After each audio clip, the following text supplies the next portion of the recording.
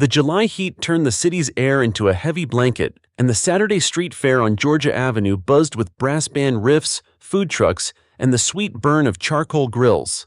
Kids sprinted between chalk-drawn hopscotch boxes. Vendors called out over the music.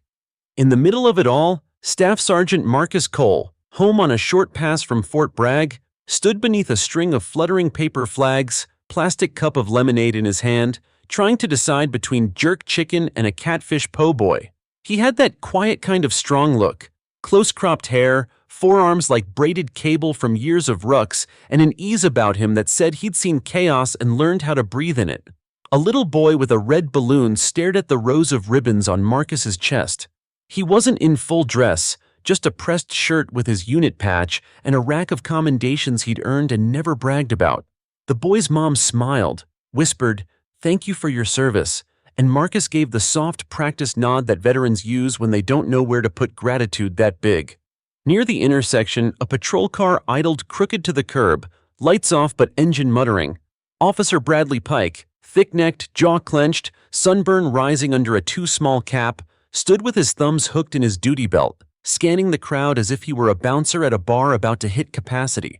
He'd been irritated since the shift started, since the sergeant at briefing reminded everyone for the third time that community engagement isn't optional, since his partner called out sick, since the city closed 2 lanes and he'd had to baby the cruiser through detours. He watched a vendor hand Marcus a skewer and watched Marcus raise it to the little boy with the balloon, letting the kids smell the smoke and pepper like it was a magic trick. Pike's radio hissed with nothing in particular. He flicked his eyes to Marcus again and, without warning even to himself, decided he didn't like the guy, didn't like the way the crowd made space for him, didn't like the patch. "Hey!" Pike barked, stepping forward. "No open alcohol!" He jabbed at Marcus's plastic cup as if it were contraband. "It's lemonade," Marcus said, easy. He lifted the cup, let the light shine through the pale yellow. Pike smirked like he'd caught a liar. "Right, hand me ID." Marcus set the skewer on the vendor's counter, slid his wallet out. He kept the movement slow, calm. He'd learned that tempo overseas, where suddenness could be a language of danger. He handed over his driver's license and military ID. The vendor frowned, protective now, elbows up. 2 nearby aunties stopped fanning themselves. Pike looked at the IDs and felt something inside him tighten like a knot. "What's with the costume?" He held the military ID like it was a cheap prop. "It's not a costume," Marcus said, keeping his voice level. "You can call it in." Pike viewed the crowd that had turned their faces toward him. Somewhere a trumpet slid into a hopeful line, but the notes sounded far away now. "Don't tell me what to do." "I'm not," Marcus said. He was, as always, negotiating heat without showing it, just making it easy. Pike's chin lifted a millimeter, enough for Marcus to read it as a challenge. He'd seen that lift before in alleyways and guard shacks and crossing points where nervous men clung to power like it was a life jacket. "Step back," Pike said. "I'm already back," Marcus replied. He had one foot behind the other, palms out slightly, textbook non-threatening. "Officer, there's a lot of kids here. Let's keep this smooth." And perhaps that was the moment, one thin wire in a tangle of wires, when Pike snapped. It wasn't rage like thunder, more like a dull persuasion that pushed him forward. He tossed the IDs onto the vendor's counter and stepped into Marcus's space. "You think you can tell me how to do my job, huh?" A hush rolled over the first 10 feet of the fair as sound moved away like a tide. Someone muttered, "Chill, man." The little boy's mother pulled him back by the shoulders. "I'm trying to de-escalate," Marcus said, because he had to say it. Because he knew how fast gravity could yank a scene from street fair to catastrophe. Pike's fist came fast, a short, ugly hook. It clipped Marcus's cheekbone with a crack that folded the world into flash and sound. Marcus took 2 stumbling steps, hit the vendor's table with his hip, grabbed the edge so he wouldn't go down. The trumpet stopped in the middle of a note. Somewhere oil hissed in a fryer. Then everything was shouting. "What the hell?" the vendor yelled. "Back up! Back up!" Pike's hand went for his baton as if the punch had been a fuse he'd lit, and now the burn raced ahead of his reason. Marcus straightened and felt the familiar hum at the base of his skull, the hum he'd trained to translate into choices. You do not rise to the bait. You do not create a bigger threat than the one in front of you. You measure, you breathe, you choose. He put both hands higher, palms open. "Officer," he said through the metallic taste in his mouth, "I do not want trouble. Pike advanced, shoulders squared, baton half drawn. A man with a phone held high called out, "I'm filming!"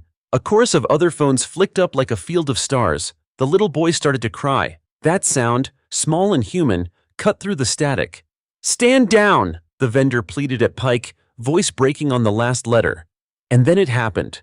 The thing that would be replayed 1,000,000 times in slow motion across the country.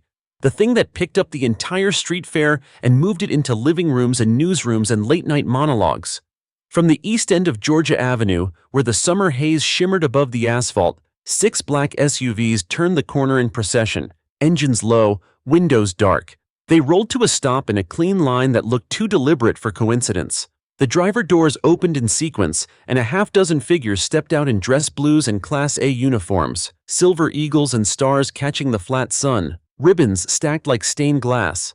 A general's aide moved first, fast walking toward the scene with the practiced glide of someone who spends his life walking briskly without running. Pike froze, baton halfway free, face flushing as the first 2 generals came into clear view. One black woman with salt-streaked hair under her service cap, one white man whose face was familiar to anyone who'd ever watched a Veterans Day address. Their eyes took in the tableau with a sweep. The officer, the raised baton, the veteran with his hands up, the phones, the child crying. The black woman general's voice cut like a whistle. "Sergeant Marcus Cole, hold position, you're safe." She didn't look at Pike when she said it, and somehow that made the words heavier. Pike blinked like a sleeper dragged into daylight. "What? Who?" The white general stepped forward, calm as iron. "Officer, you will holster your baton, step back, and keep your hands visible." A ripple went through the crowd, something between relief and awe. Marcus lowered his hands an inch, almost not at all, just enough to keep the blood moving through his shoulders. The knot in his cheek throbbed with his heartbeat. He met the black woman general's eyes, and in that quiet exchange, he recognized a chain of human facts. She knew him by name. She had come because someone called, and whether this was coincidence or providence didn't matter. The calculus of the next minute had changed. "Sir, this is an active," Pike started, voice brittle. "It is," the white general said. "An active scene with a U.S. Army non-commissioned officer you just assaulted in front of 200 witnesses." A second wave of uniforms stepped from the SUVs. Colonels, command sergeants major, aides with clipboards. The generals didn't surround Pike like a mob. They surrounded the moment, boxing in the chaos so it couldn't bleed into something worse. Somewhere behind them, another siren approached, the sound of internal affairs units who show up when the city doesn't trust the first version of a story. Pike's baton slid back into place with a faint click. He took one step back, then another. The little boy stopped crying. The trumpet player raised his horn again, not to play, just to hold it, like a promise that music would come back when it could. Marcus finally spoke, voice steady. "I'd like to give my statement." He looked at the generals, then at the vendor, then, only then, at Pike. "And I'd like some ice." The black woman general's mouth twitched, not quite a smile. "We'll start there, Sergeant." She turned to the crowd, projecting command without shouting. "Everyone, thank you for remaining calm. Please keep clear so the medics can get through." Phones recorded, the street breathed, and the summer heat hummed. The fair's paper flags kept fluttering as if nothing had happened. But something had. And everyone knew it. The crowd on Georgia Avenue hadn't moved, caught in that strange silence that follows a blow to normalcy. The music had stopped, the vendors were frozen, and every phone camera was still locked on the scene. The officer's flush of anger had drained into something pale and rattled. Officer Pike had wanted control, but now control had slipped from his hands like water. Marcus stood tall, his cheek already swelling where Pike's fist had landed, but his posture was straight, his composure unbroken. He had learned long ago that strength was not just about fists or weapons, it was about presence. And his presence now was undeniable, amplified by the generals who flanked him. Their polished shoes and ribbons reflected authority that couldn't be challenged on the street without consequence. The black woman general spoke again, this time to Marcus, her voice carried, deliberate and steady. "Sergeant Cole, you will be escorted to medical evaluation. You will give your statement in controlled conditions. You are not alone in this." The crowd reacted audibly, cheers, claps, a low chant of "Justice! Justice!" starting at the back and rolling forward like thunder. Pike's eyes darted left and right. He looked for allies but found only witnesses, their phones raised, their faces lit with indignation. His badge, his belt, his baton, None of it gave him ground here anymore. Marcus breathed through the noise, scanning the crowd until his eyes caught the small boy from before. The balloon had slipped from the boy's hands and floated into the sky, but the boy's eyes stayed on Marcus, wide and wet with the kind of trust kids give without asking. Marcus gave him a nod. Tiny, steadying. That nod said, "It's going to be all right." Pike broke the silence with a shaky defense. This man was resisting. "Stop!" The white general cut him off like a blade. His voice had none of Pike's frantic edge. It was calm, but that calmness was lethal. "You struck a decorated soldier without provocation. There are witnesses. There are recordings. And now there will be accountability." The crowd erupted again, phones shaking in the air, capturing every second. Reporters who had been covering the festival now turned their lenses fully on the confrontation. Camera crews pushed closer, mics extending like spears through the sea of bodies. "Sir, with all due respect," Pike stammered. "You've shown none," the general replied. "Respect is earned, and you just lost what little you had." Marcus felt the burn in his cheek ease, replaced by something stronger. Vindication, maybe, but he stayed silent. He had nothing left to prove. His silence now carried more weight than any speech could. The black woman general stepped closer to Pike, her eyes never leaving his. "You will be relieved of duty pending investigation. Internal affairs will take over from here." She gestured, and two uniformed officers from the approaching internal affairs unit moved in. They weren't dramatic. They didn't shove him, didn't grandstand, but they stepped on either side of Pike with authority that left no room for doubt. Pike's hands twitched, but he didn't resist. He couldn't. Not under this weight. The crowd roared. For them, this was more than one man's humiliation. It was a rare moment where accountability felt real, immediate, undeniable. Marcus finally spoke. His voice wasn't loud, but it carried because of the silence that followed. "Don't mistake calm for weakness," he said, his eyes fixed on Pike. "I've faced worse than you, and I walked away stronger every time." The vendor clapped, then the crowd followed, waves of applause mixing with chants of "Hero, hero!" The generals didn't smile, but their presence was steady, like anchors holding the moment in place. One of them placed a hand on Marcus's shoulder, a gesture of solidarity, of recognition. A medic pushed through then, setting down a bag, gently examining Marcus's cheek. Cameras zoomed in, capturing the bandage being applied, the soldier who stood unbroken even while patched up. And then, almost perfectly timed, the sound came. A low rumble, distant at first, then louder, sharper, the sound of military helicopters circling overhead. The crowd looked up, pointing, shouting. Pike closed his eyes as if wishing himself invisible. The message was clear. This soldier was not alone, not here, not ever. Marcus turned his head slightly, his gaze scanning the horizon where the choppers moved like shadows across the sun.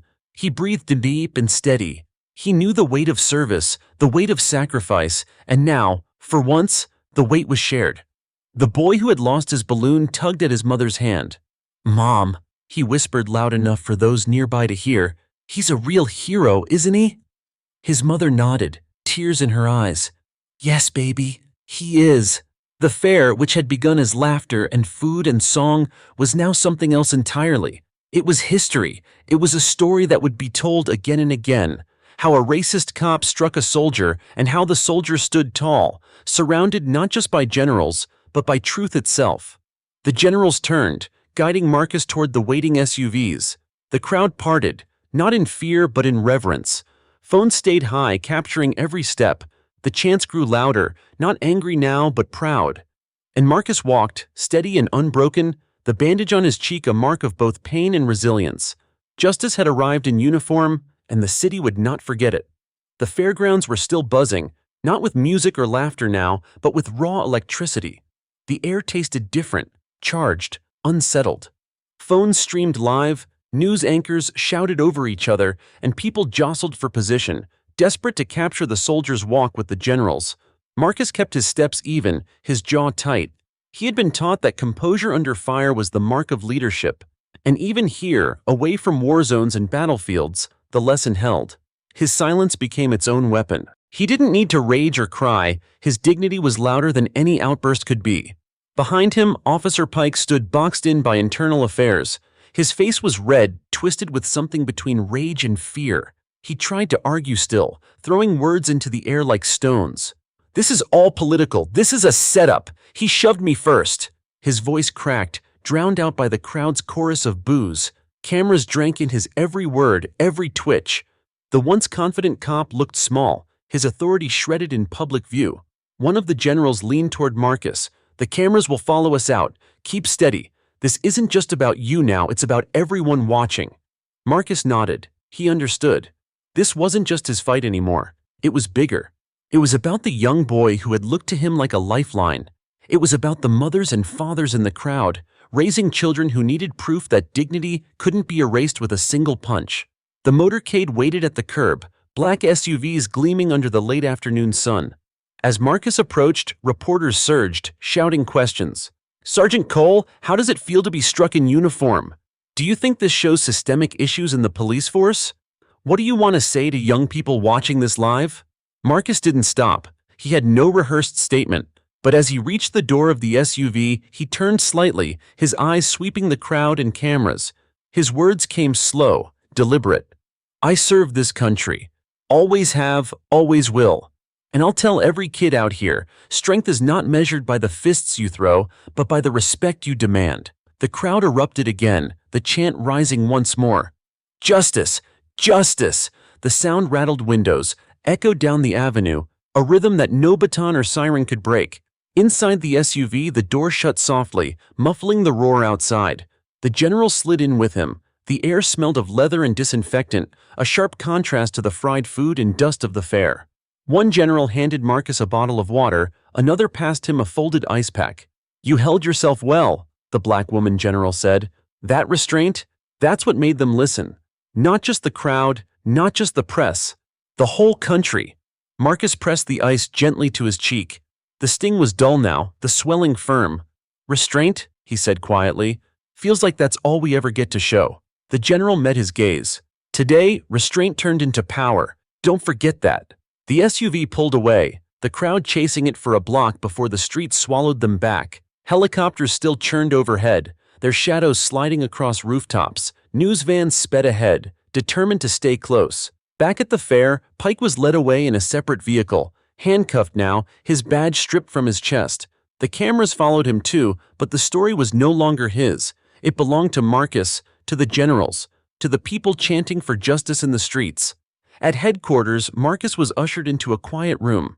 The fluorescent lights buzzed faintly, the table bare except for a recorder. A staff sergeant clicked it on. "For the record, Sergeant Cole," the sergeant said, "please describe what happened today." Marcus spoke carefully, every word chosen with the weight of memory. He told them of the shove, the insult, the punch. He told them of standing tall, of generals stepping forward, of the crowd chanting for something bigger than him. When he finished, the room sat heavy with silence. The sergeant clicked off the recorder. "That will do." Marcus leaned back, his shoulders finally sagging. The adrenaline was gone, replaced by the fatigue that always followed. He thought of the boy with the balloon, the nod they had shared.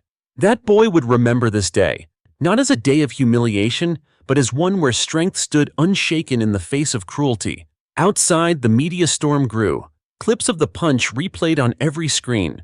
Commentators argued, activists spoke, politicians tweeted. The story spread, unstoppable, carried not just by headlines, but by the thousands of people who had filmed it on their phones. Marcus's name was everywhere now. He hadn't asked for it, hadn't sought the spotlight, but the spotlight had found him anyway.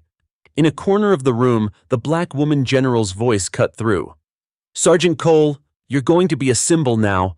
Be ready for that." Marcus nodded, the ice pack pressed to his cheek. He hadn't asked to be a symbol either, but if the world needed one, he'd stand tall. Because strength wasn't about fists, it was about presence, and his presence now belonged to history. Night falls on the city, but the noise does not fade. Helicopters still hover, their blades beating against the dark sky. Every major network replays the same image. A decorated black soldier standing still while a white police officer's fist crashes into his face. And then, the shift. The sudden wall of generals surrounding him, turning the scene into a living symbol of power, respect, and resistance. Marcus Cole sits in his small apartment, the glow of the television flickering across his tired features. His cheek is swollen, but the ice has dulled the ache. His phone buzzes non-stop. texts from fellow soldiers, friends, even people he hasn't spoken to in years. Some send messages of pride, others of anger, all carrying the same theme. The world saw what happened. On screen, pundits argue. This isn't an isolated case, one says, her voice sharp. It's proof of a systemic problem, one that won't disappear without accountability. Another counters, let's not rush to judgment. Emotions are high, but we need to let the investigation play out. The debate is loud, but Marcus tunes it out.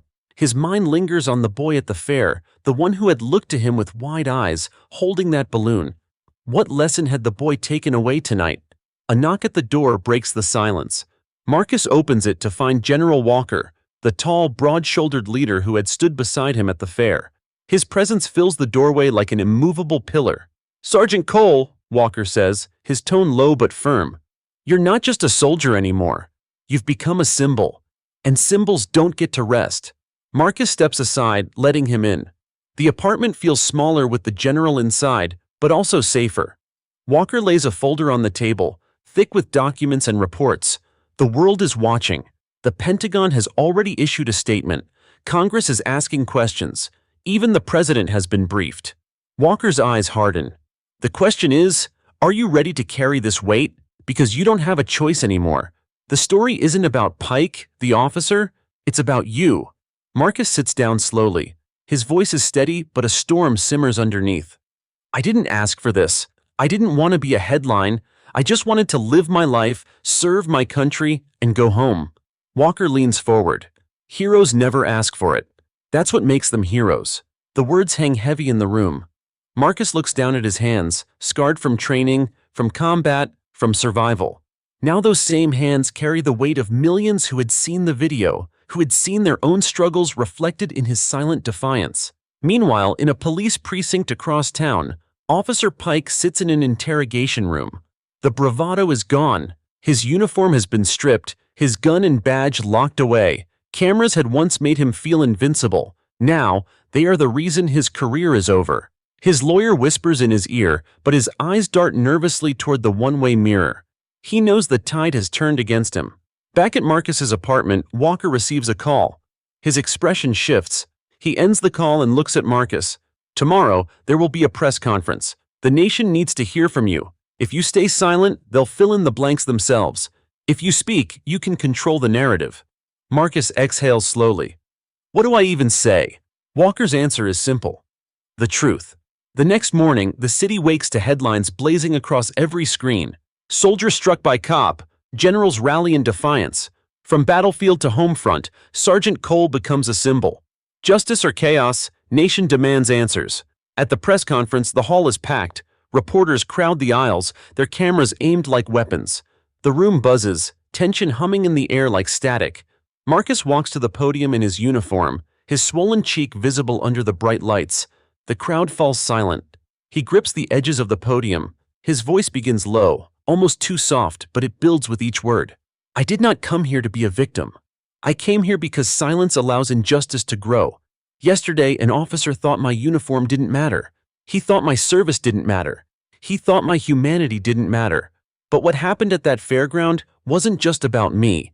It was about every person who's ever been told they are less." The room is silent, hanging on every syllable. "I will continue to serve this country because I believe in its promise. But let me be clear, respect must be mutual, and justice must be equal.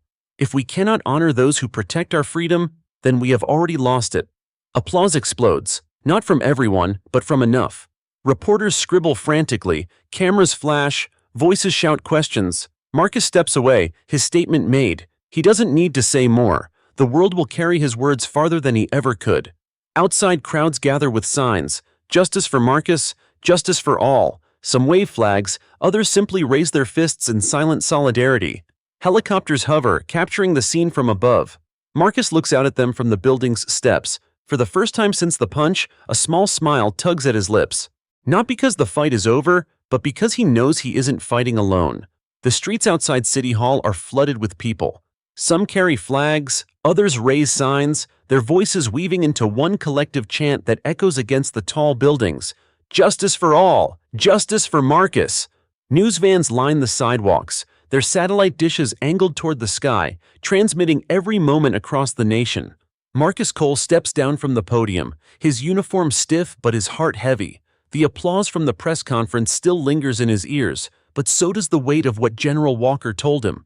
You're not just a man anymore. You're a symbol. Inside, his phone buzzes relentlessly. Old friends from the service, neighbors he barely spoke to, even strangers. Everyone wants to share their support, but the flood of attention is overwhelming. Each text feels like another stone added to the pile he's already carrying.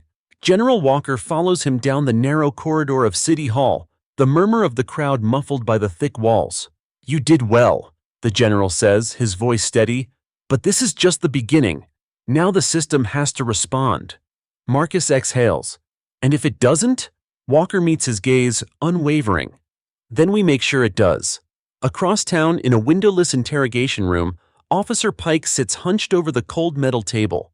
His wrists are free, but his career is shackled tighter than any cuff could hold. A pair of internal affairs officers review footage on a laptop, the sound of his fist connecting with Marcus's face echoing again and again. His lawyer leans forward, whispering furiously, "We'll argue self-defense. We'll say you thought he was a threat." Pike's eyes are bloodshot, his voice hoarse. He wasn't a threat. Everyone saw it, he just stood there. For the first time, the bravado is gone. The officer who strutted with power now sits cornered, realizing the badge that once shielded him has become a spotlight exposing his flaws.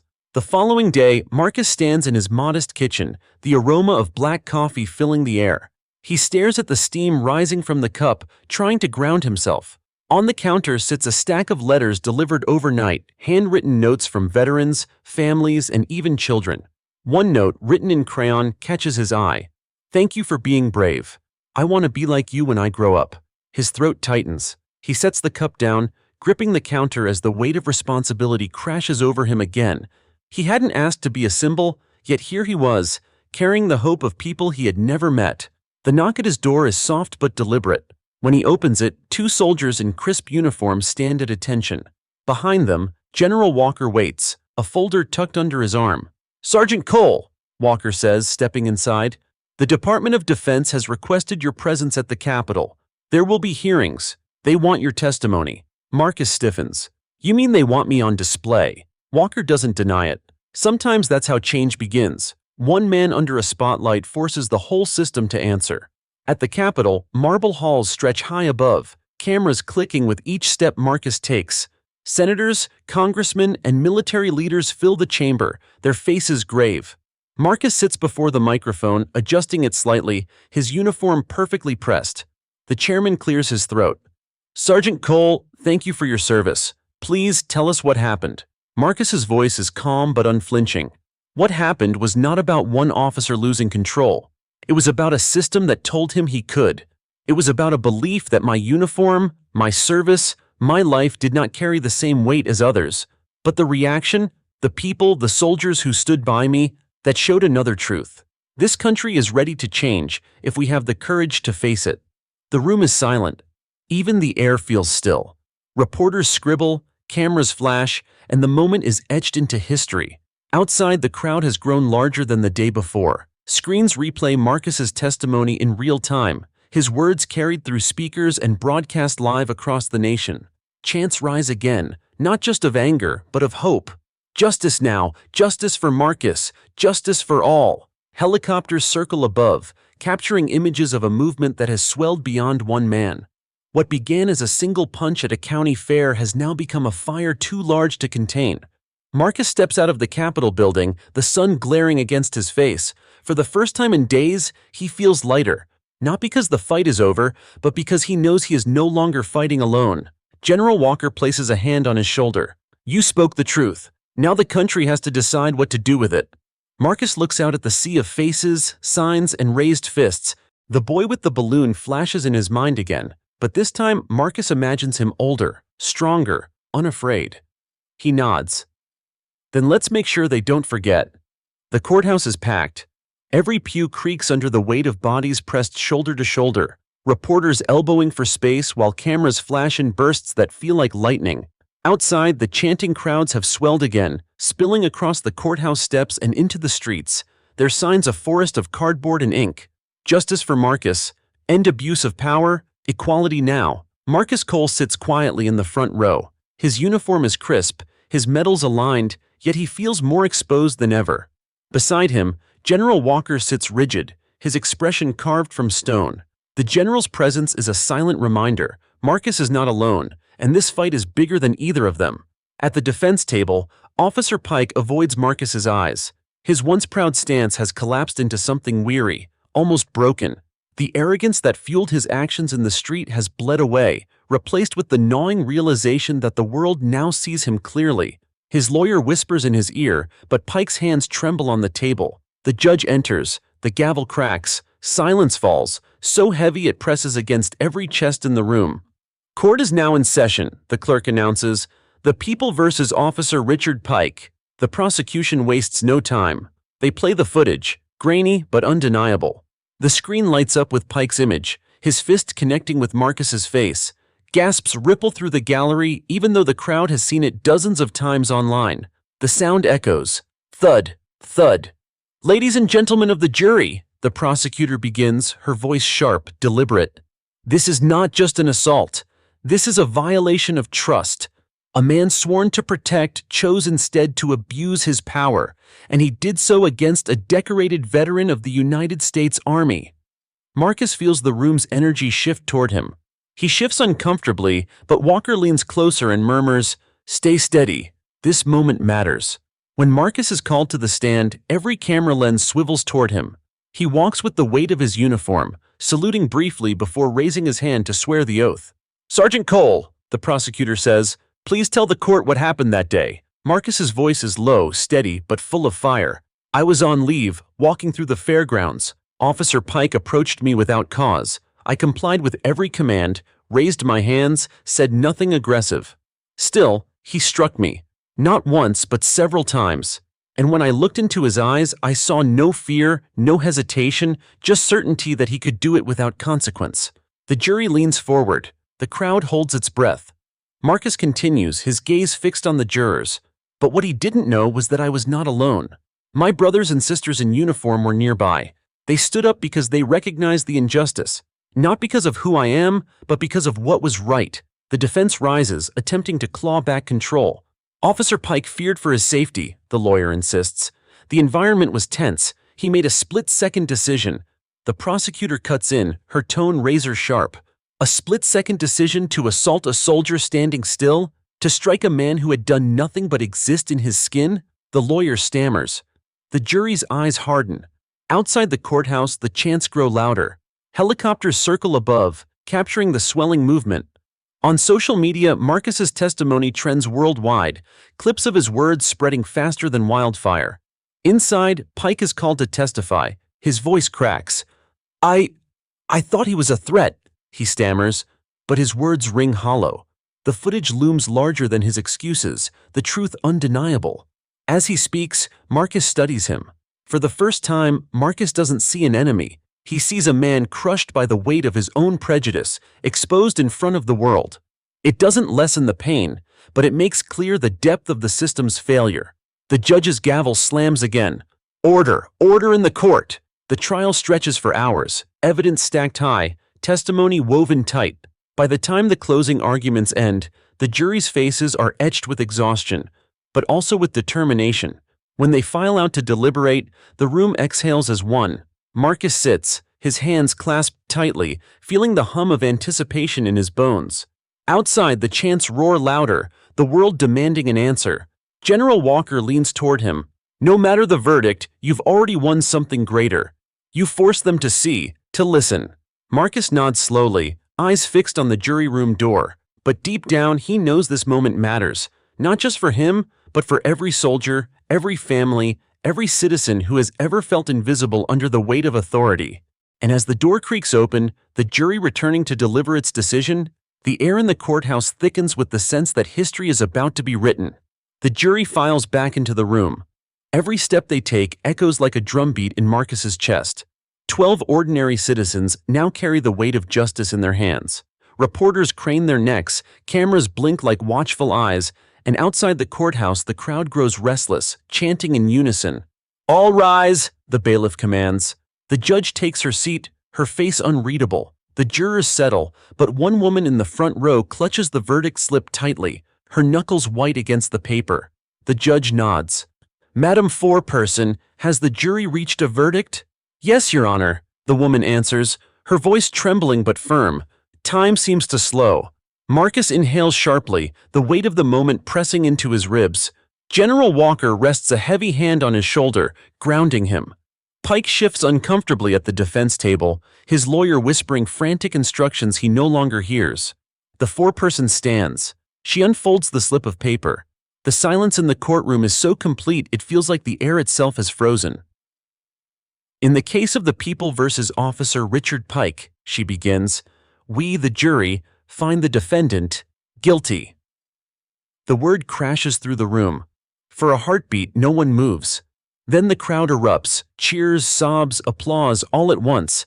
The judge's gavel bangs furiously, calling for order, but the energy cannot be contained. Marcus feels his throat tighten, not with triumph, but with release. For 15 endless days he has carried the weight of humiliation and anger, but in this instant the scales shift. For once the truth is louder than the lies. The judge restores order with repeated strikes of the gavel. "Quiet in the courtroom. I will not tolerate disruption." The room settles, though a current of energy continues to hum beneath the surface. "Officer Richard Pike," the judge intones, "you have been found guilty of assault under color of authority. Sentencing will be scheduled at a later date. Until then, you are remanded into custody." Two deputies step forward. Pike stiffens, his jaw clenched, but he doesn't resist as the cuffs close around his wrists. The irony isn't lost on anyone. The man who once abused his badge now feels the cold bite of steel. The prosecutor exhales, her shoulders sagging in relief. She glances at Marcus and nods, as if to say, "This was for you, for all of you." Outside, the chants swell into a roar as word of the verdict ripples through the crowd. "Justice! Justice! Justice!" The sound surges like a wave, reaching every corner of the city and beyond, carried instantly across television screens and live streams. Marcus steps out of the courthouse, blinking in the daylight. Cameras flash wildly, microphones thrust forward, reporters shout questions. "Sergeant Cole, how do you feel about the verdict? Do you think this will change policing in America? What message do you want to send to the nation?" Marcus pauses at the top of the courthouse steps. The crowd's eyes are on him, waiting. He clears his throat, speaking not just for himself, but for every face in that sea of people. "This wasn't just about me," he begins, his voice steady, carrying over the noise.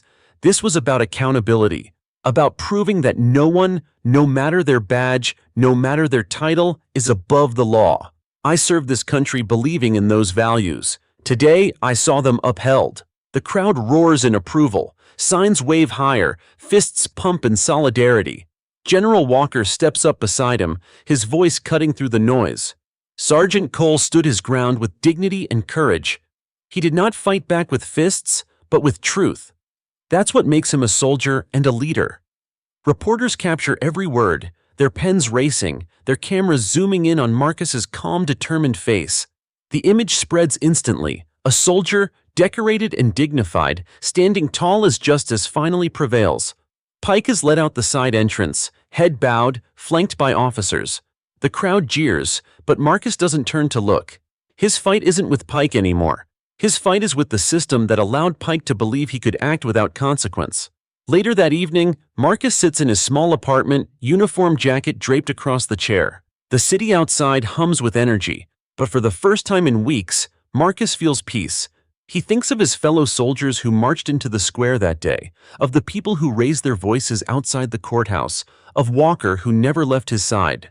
Justice came because they refused to stay silent. He whispers to himself, almost a prayer, "We stood together. That's how we win." And somewhere in the distance, fireworks crackle in the night sky, not for a holiday, but for justice finally, unmistakably, served. The night after the verdict, the city doesn't sleep. Helicopters buzz overhead, television crews line every block, and social media explodes with clips of Marcus stepping onto the courthouse steps. His words are replayed on every network. "This wasn't just about me. This was about accountability." At his apartment, Marcus sits by the window, watching the glow of the city lights. His phone vibrates non-stop, texts from fellow soldiers, old friends, Even strangers who found his number. Messages pour in, "You gave us hope. You're not alone. My son wants to be like you when he grows up." For the first time since that awful day when Pike slammed him onto a car hood, Marcus feels something beyond anger. He feels seen. Across town, Pike sits in a holding cell. The cameras outside the precinct flash as heavily as they did for Marcus, but the tone is different now. Once he strutted in uniform, untouchable. Now he's just another defendant awaiting sentencing. He glares at the television bolted to the wall as news anchors dissect his downfall. "Officer Richard Pike, convicted of assault under color of authority," one anchor declares. The verdict signals a turning point. The words sting more than the cuffs on his wrists. Pike mutters under his breath, but there's no crowd to cheer him, no badge to shield him. By morning, Marcus is summoned to a press conference. He doesn't want it. He's not a politician, not a celebrity, but Walker insists. "This is bigger than you," the general tells him. "The people need to hear your voice. They need to know what comes next." Marcus hesitates, but he knows Walker is right. The conference hall is packed. Journalists fill every seat, microphones bristle on the podium like a row of bayonets. The crowd outside is even larger than yesterday's, chants rolling like thunder. "Justice for Marcus! Justice for all!" Marcus steps up to the microphone, his uniform crisp, his medals gleaming. Cameras flash instantly. He takes a breath.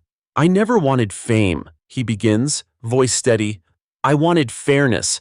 When I served overseas, I fought beside men and women of every color. We trusted each other with our lives. But here, at home, I was treated as if my service meant nothing." The room is silent, hanging on every word.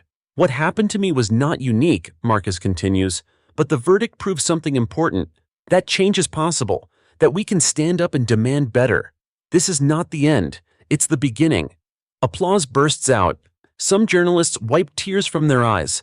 The moment is captured in still frames that will appear on the front page of newspapers the next morning. Marcus standing tall, defiant yet calm, the embodiment of dignity. Meanwhile, the president himself watches from the Oval Office. Advisors murmur, but the president raises a hand. "This man speaks for millions," he says. "We cannot ignore this." Plans are drawn up for reforms, stricter accountability measures, civilian oversight, mandatory cameras in every precinct. Marcus's case has lit a fuse the country can no longer smother. That evening, Marcus returns home. Neighbors line the hallway, applauding as he walks past. One little boy salutes him, eyes wide with admiration. Marcus kneels down and returns the salute. "You're the reason we fight," he tells the boy softly. Walker arrives with a bottle of whiskey. The old general grins. "To justice," he says, pouring 2 glasses. Marcus raises his. "To standing together." They clink glasses. Outside, the city is alive with marches, vigils, and celebrations. People hold signs not just with Marcus's name, but with names of others who never saw justice. The chants grow louder, the movement larger. Marcus leans on the balcony, looking down at the streets filled with light and sound. He knows the fight isn't over. But tonight, he allows himself a rare moment of peace. For once, justice didn't just whisper, it roared. And as the fireworks blaze again in the sky, Marcus whispers the words he vowed long ago. "No matter what, I will never stop standing." The days that follow feel like a blur for Marcus. Overnight, his name shifts from a victim in a viral video to a symbol plastered across headlines.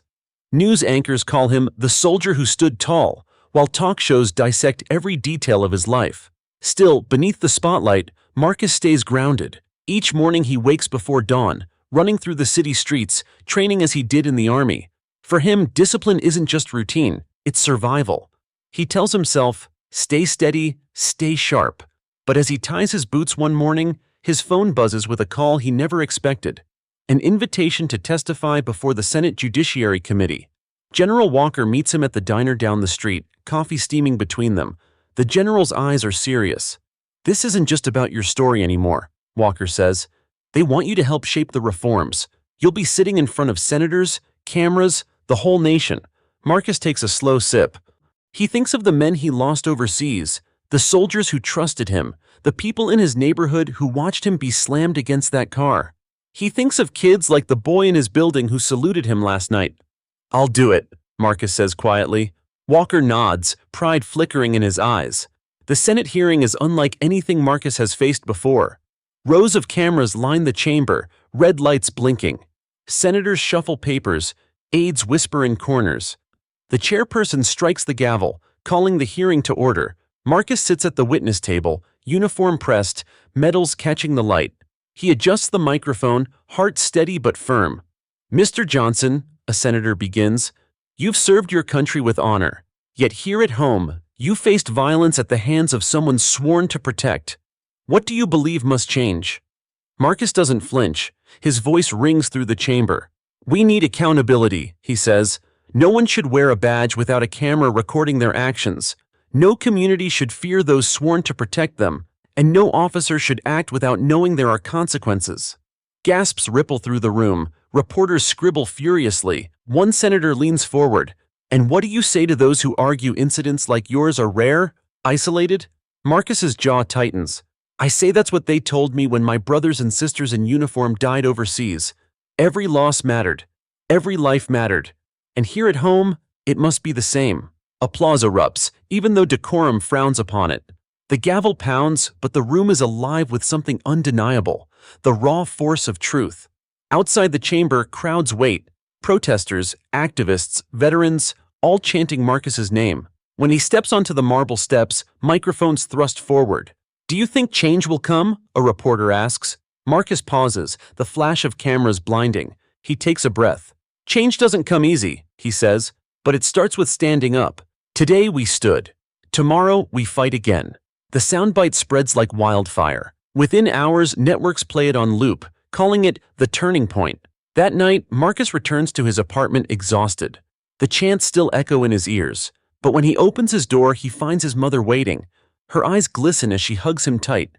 "You did what your father would have done," she whispers. "You made them listen." Marcus closes his eyes, holding her close. For a moment, the cameras, the senators, the flashing headlines, they fade. What remains is family, resilience, and the unshakable promise he made to himself long ago, to stand tall no matter the cost. Yet even as he rests, storms brew across the country. Police unions push back, some politicians bristle, and threats slip into his inbox. But Marcus is no stranger to battle. He faced fire in foreign lands, and now the fight is here. As dawn breaks again, the city hums with a new energy. Marchers gather in the streets. Lawmakers debate in chambers. And above it all, the name Marcus Johnson carries weight. For the first time in years, America doesn't just watch injustice, it answers it. And Marcus, once dragged onto the hood of a car, now stands as the voice of a movement too loud to be silenced. Justice has begun to roar. The weeks that follow are anything but quiet. Marcus finds himself pulled into a storm bigger than anything he faced overseas. His face is on every major network, his words dissected by pundits, his past examined by strangers who suddenly feel entitled to judge him. But beneath the noise, something undeniable is happening. People are moving. Communities once divided by silence are rallying behind him. The chants outside courthouses grow louder. Marches fill the streets of Washington, New York, Chicago, Los Angeles. Placards carry his name, but the fight goes beyond him. It's about every voice silenced, every injustice ignored. Still, power does not yield without a fight. Marcus walks into a local diner one morning, hoping for a brief escape. The bell jingles as the door closes, but the hum of conversation halts. Some nod at him with respect, others glare with suspicion. He slides into a booth, orders black coffee, and tries to breathe.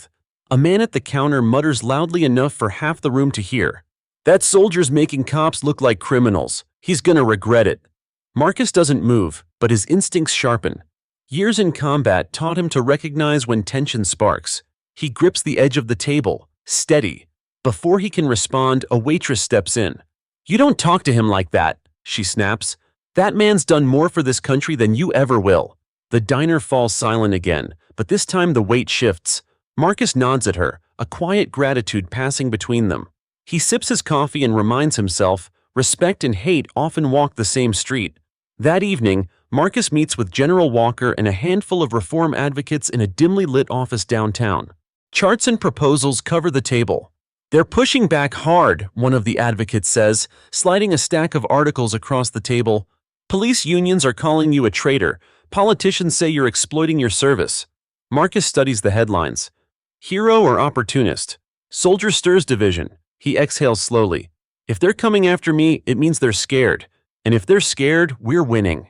Walker places a steady hand on his shoulder. The fight will get uglier, but you've already won something bigger. You've woken people up. The proof comes days later when Marcus attends a rally in front of the Capitol. Thousands flood the steps, chanting for justice. Cameras sweep the crowd as he takes the stage, microphone in hand. "I'm not here to tear this country apart," Marcus says, voice booming through the speakers. "I'm here because I believe in what we fought for overseas: freedom, dignity, respect. If we can defend it abroad, we must demand it here at home." The crowd erupts, flags wave, strangers embrace. For the first time, Marcus feels the swell of something greater than anger. It's hope, but hope attracts enemies. Later that night, Marcus returns to his apartment building. A folded piece of paper is taped to his door. No name, no signature, just 4 words scrawled in bold letters. "You should be silent." He stands in the hallway, reading it under the flickering light. His stomach knots, but fear does not win. He tears the note in half, tosses it aside, and steps into his apartment. He's faced bullets before. Ink on paper won't break him, yet he knows this is only the beginning. The next morning, his phone buzzes non-stop. News breaks that Congress is drafting a sweeping reform bill. Body cameras mandatory nationwide, independent investigations into misconduct, federal oversight panels. His testimony has shaken the system loose. Reporters swarm outside his building, shouting questions. "Do you think this bill will pass? Are you prepared for the backlash?" "What about the threats?" Marcus pauses at the doorway, looks straight into the nearest camera, and answers with the same calm steel that carried him through war. "I didn't fight for silence. I fought for this country to live up to its own promise. If they think threats will stop me, they've underestimated the soldier in me." The clip explodes online within minutes. Commentators call it the line that turned the tide. That evening, Marcus walks through the city streets alone. He passes murals painted in his honor, sees candles burning at vigils for victims whose names came before his. Each flame reminds him that he carries more than his own story. He carries theirs too. As the sun dips below the skyline, fighter jets roar overhead in formation. It's no military exercise. It's a tribute arranged by veterans who stand with him. The city pauses to look up, united under the thunderous sound. Marcus tilts his head skyward, breath steady. For the first time, he feels the weight lift slightly. Change is no longer just a word. It's movement. It's action. It's alive. And though he knows the road ahead is long, one truth is carved into his heart: the fight has only just begun, but justice is closer than ever. The following week, Washington feels like the center of a storm. Marcus barely sleeps. His days are filled with interviews, late-night strategy meetings, and calls from leaders across the country. Everywhere he looks, the air is charged. The reform bill sits before Congress, and the stakes are higher than ever. One morning, Marcus wakes to the sound of his phone buzzing. Dozens of messages flood his inbox. News anchors repeat the same headline: "Police unions stage walkout in protest of reform bill." Officers in multiple cities have abandoned their posts, claiming the bill threatens their safety. Marcus sits at the edge of his bed, running his hand over his tired face. The city outside his window is quieter than usual, but it's the kind of quiet that feels dangerous. He knows what happens when order breaks down.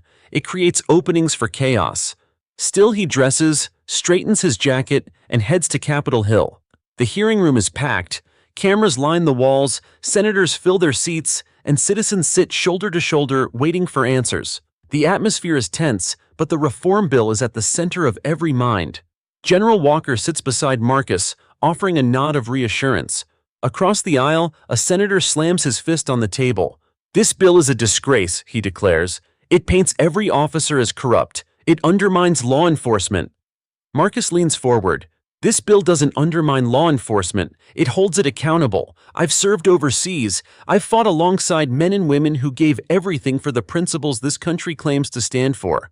Accountability doesn't weaken us. It makes us stronger." His words echo through the chamber. The crowd stirs. Some senators lean in with interest. Others shift uncomfortably in their seats. The battle lines are visible. Outside the building, protesters clash. One side chants Marcus's name, waving banners with his image. The other side hurls insults, accusing him of betrayal. Police in riot gear struggle to keep the groups apart. The country is watching, live, as anger boils over. Marcus steps outside with Walker after the hearing. The noise hits them instantly. Shouts, chants, drums. Reporters swarm, microphones in his face. "Captain, do you fear for your safety?" one asks. Marcus steadies his voice. "I fear for the safety of this country if we don't change. That's why we can't stop." That night, back in his apartment, Marcus receives another note slipped under his door. This one is longer, written in neat, deliberate handwriting. "Back down or next time it won't just be threats." He stares at it, jaw clenched. Fear flickers, but resolve burns brighter. He crumples the paper, throws it into the trash, and picks up his phone. He dials Walker. "They're escalating," Marcus says. "Then we push harder," Walker replies. "They want to scare you because they know you're winning." Days later, the bill reaches its first major vote. The Senate chamber buzzes with anticipation. Marcus watches from the gallery as names are called. One by one, senators announce their positions. The tally rises. Yes, no, yes, yes, no. The margin is razor thin. Every decision matters. Marcus grips the railing, heart pounding, knowing the country hangs on the outcome. When the final vote is read aloud, gasps ripple through the room. The bill passes by a single vote. Cheers erupt from one side, outrage from the other. Cameras capture every reaction. Celebration, anger, disbelief. Marcus exhales, the weight of months pressing off his chest. But deep down, he knows this isn't the end. It's only the beginning. Passing the bill doesn't guarantee change. It guarantees resistance. That night, the streets flood with people. Some celebrate, waving flags, honking horns, lighting fireworks. Others riot, smashing windows, setting fires, declaring the bill an attack on their freedom. Marcus walks among the crowds quietly, hood pulled over his head.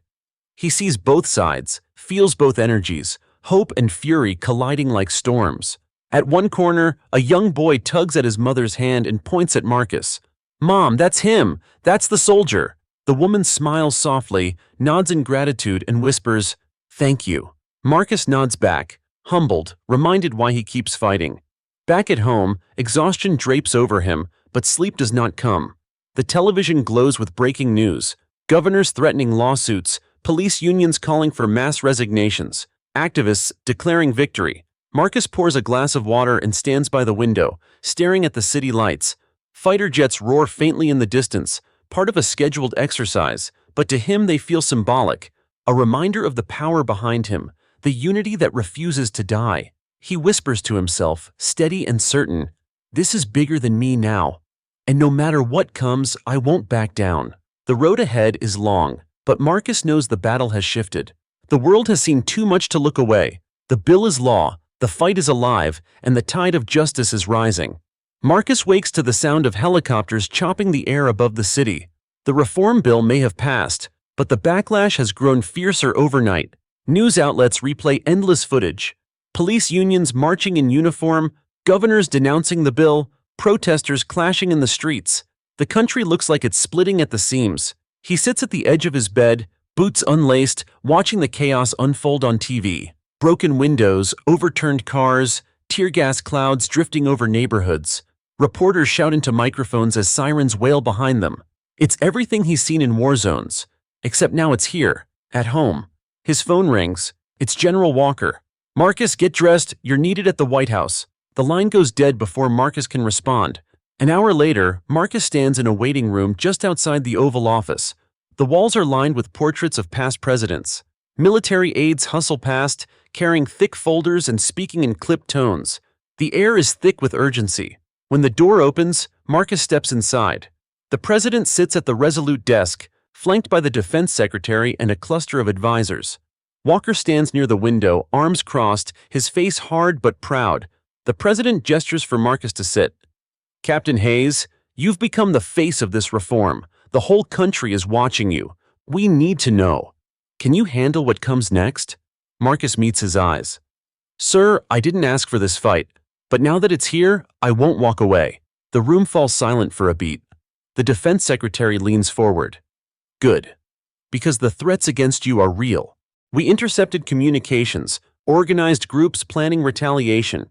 Some want to discredit you. Others want to take you out." Marcus's jaw tightens, but he doesn't flinch. "Let them come. I've faced worse." The president nods slowly, then says, "We'll be announcing a national task force tomorrow, aimed at enforcing the reforms."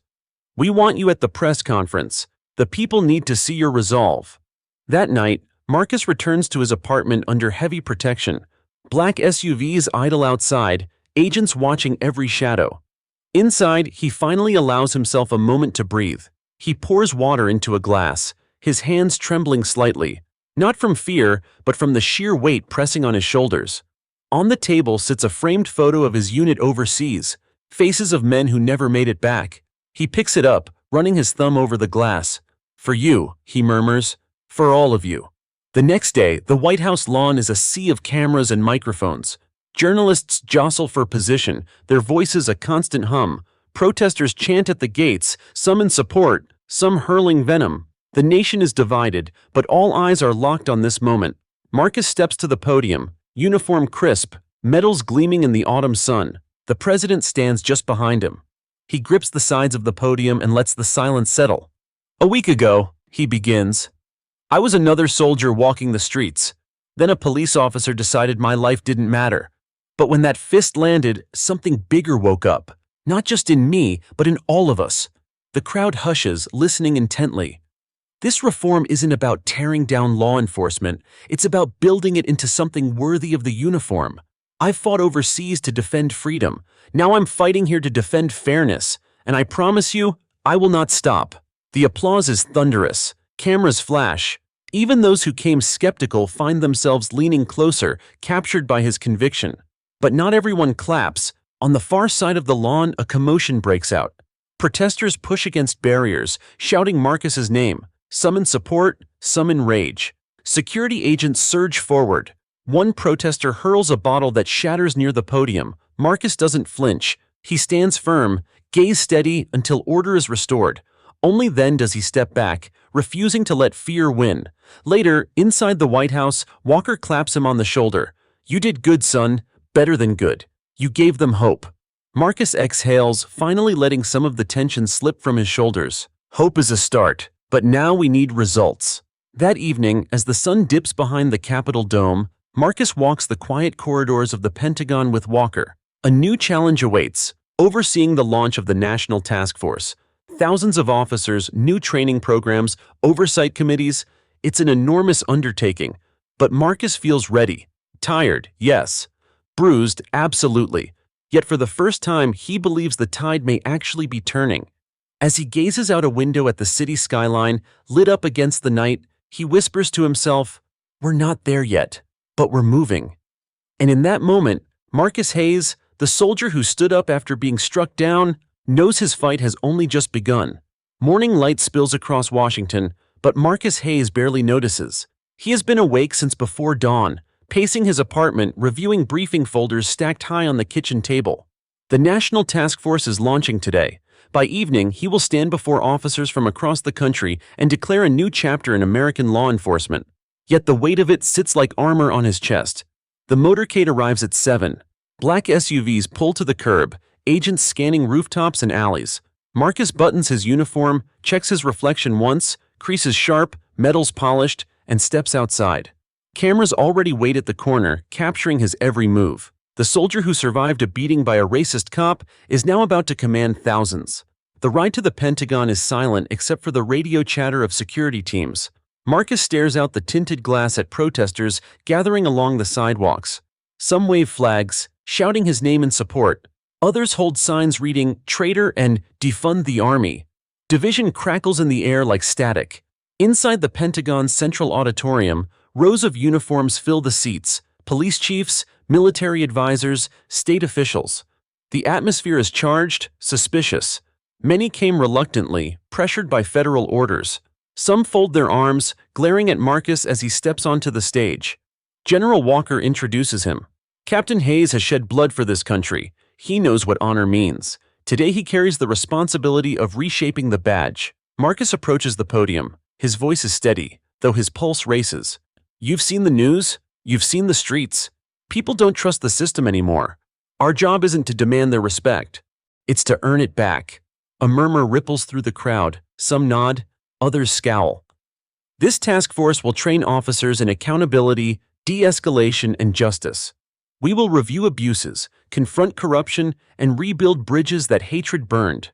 If that makes me your enemy, so be it. But remember this, I fought for this country overseas. I won't let it fall apart here at home." For a long moment, silence holds. Then one officer in the second row begins to clap. Slowly, others join. The sound grows, filling the hall, though a cluster of dissenters remain stone-faced. Marcus doesn't mind. He never expected unanimous applause. Change never begins with comfort. After the speech, Marcus is ushered into a secure briefing room. Maps cover the walls, dotted with red pins marking cities with the worst unrest. His team, hand-picked military advisors, legal experts, and reform-minded police captains, circle the table. Walker outlines the mission. Phase 1. Embed federal observers in high-risk departments. Phase 2. Rapid response teams for incidents of abuse. Phase 3. National oversight boards. A young officer raises his hand. "Sir, some departments will resist. They already call this federal overreach." Marcus leans forward. "Then we show them this isn't about politics. It's about lives. If they can't see that, they'll answer for it. No more hiding behind a badge." The room falls quiet. His resolve is iron. By afternoon, Marcus is in Baltimore, one of the first cities to undergo task force integration. Streets are tense, protests still roaring from last week's police scandal. Graffiti covers walls, "Justice Now" in bold red spray paint. Patrol cars idle at intersections, officers watching with narrowed eyes. Inside the precinct, Marcus meets with the local police chief, a stout man with decades on the force. His handshake is stiff, his smile forced. "Captain Hayes," he says, voice laced with disdain, "I suppose you're here to tell us how to do our jobs." Marcus doesn't blink. "I'm here to make sure those jobs serve the people, not just the badge." The chief's jaw tightens. "My men won't take kindly to outsiders breathing down their necks." Then maybe they should ask themselves why oversight makes them nervous. The tension is sharp, but Marcus doesn't back down. He has faced armed insurgents. A bitter police chief doesn't scare him. That evening, Marcus walks the protest line downtown. Cameras swarm as he speaks to demonstrators, shaking hands, listening to their stories. A woman in tears tells him about her son beaten during a traffic stop. Marcus kneels to eye level, promising her things will change. Suddenly, a rock flies from the crowd, striking the pavement near his boots. Chaos erupts, shouts, pushing, security agents rushing in. Marcus raises a hand, stopping them. "No," he says firmly. "I won't hide behind a wall of guns. I'll face them." He steps forward, addressing the protesters directly. "You don't have to trust me yet, but watch what I do. Hold me accountable. Because if I fail, then all of this is meaningless." The crowd quiets. Cameras zoom in, capturing his words. In living rooms across America, people watch a soldier refusing to flinch. Back in Washington that night, Marcus sits in a dim office, exhaustion pulling at him. Reports flood in. Threats, resistance, clashes, but also progress. Communities starting to cooperate. Officers stepping forward to join the reforms. Small sparks of hope in the darkness. Walker enters, setting down 2 cups of coffee. "You're making waves, son. Big ones." Marcus takes the cup, staring at the steam rising. "Waves can drown you, or they can carry you." Walker smirks. "Just make sure you swim faster than the sharks." Marcus leans back, gazing out the window at the Capitol dome glowing against the night. He knows the sharks are circling.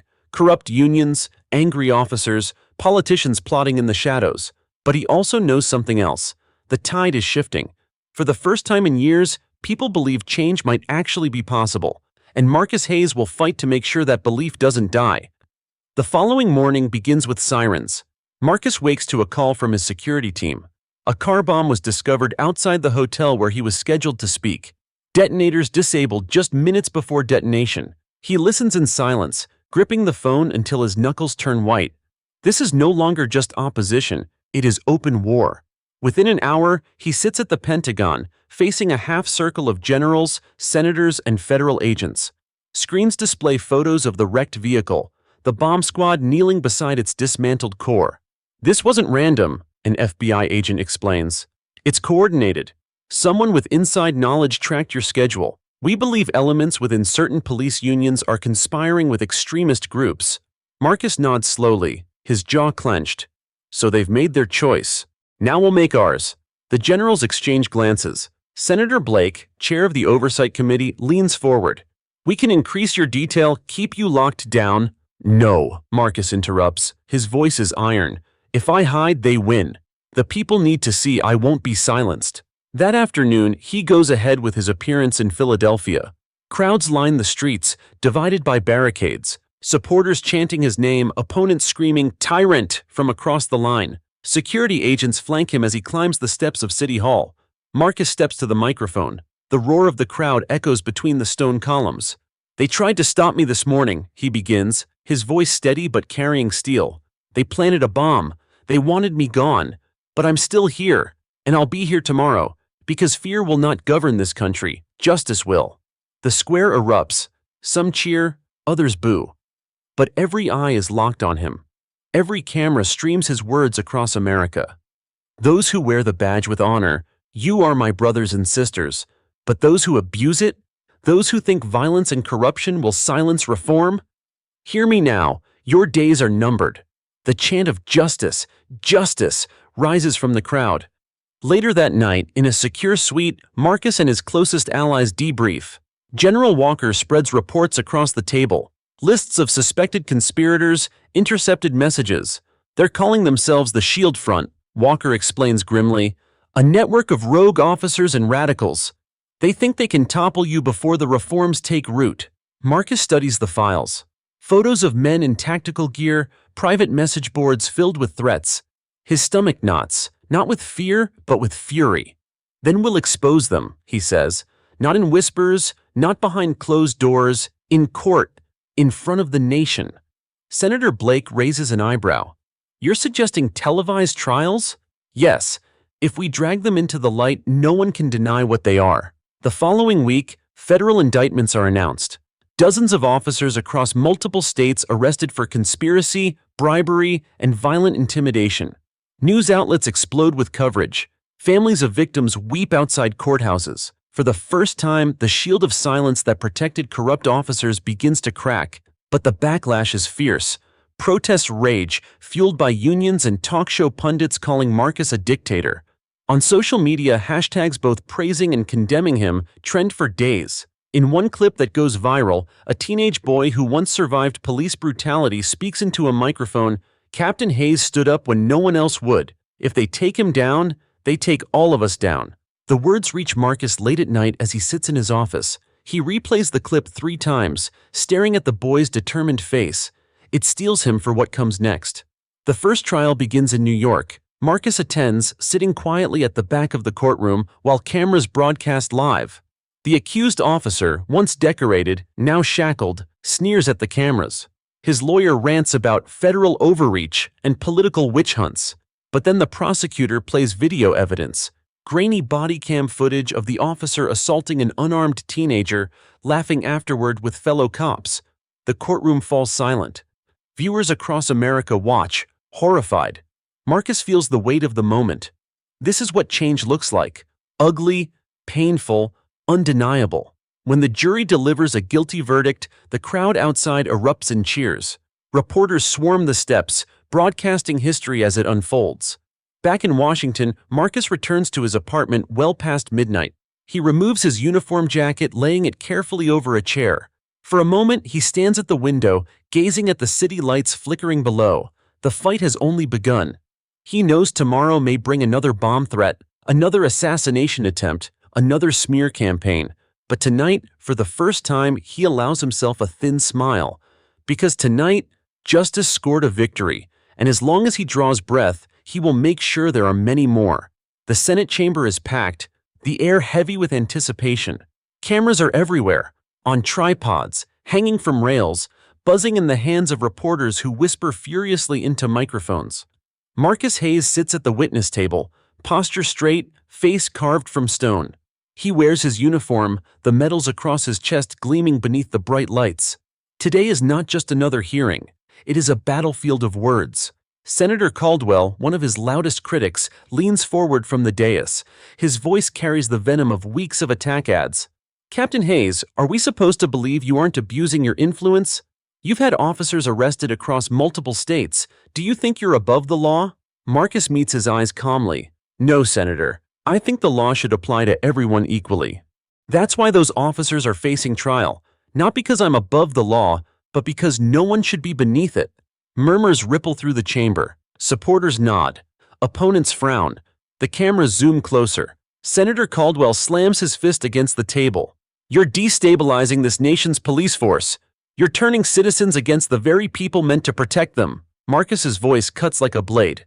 Respectfully, Senator, the police turned citizens against themselves when they chose corruption over duty. I didn't put weapons in their hands. I didn't make them abuse their power.